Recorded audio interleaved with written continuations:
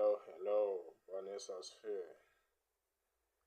Mpendwa wa Mungu, ngoja kwanza, usiscroll. Simama usikize hii. Hii ni habari mpya, ni habari nzuri itakayokusaidia wewe na wengine.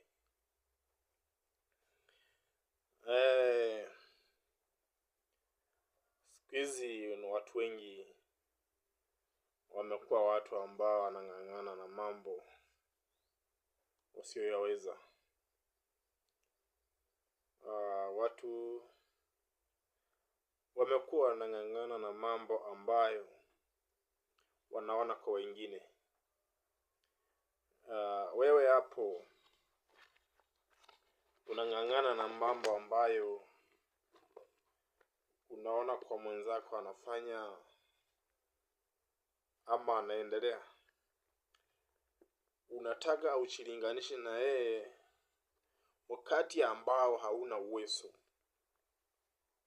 Biblia inakuonya.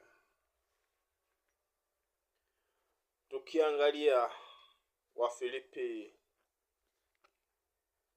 4:6 chapter 6 inasema ya kwamba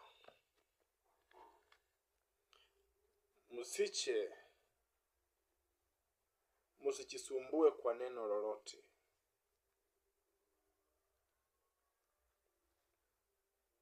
bali katika kila neno kwa kusali na kuomba. Wewe unaangalia mwenzako amefanikiwa. Unaangalia mwenzako amefanikiwa. Ujue amefanikiwa vipi?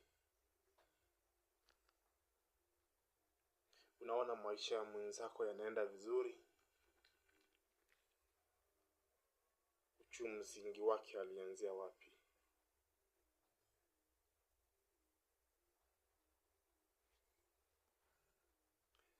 Ndipo naona watu wengi siku hizi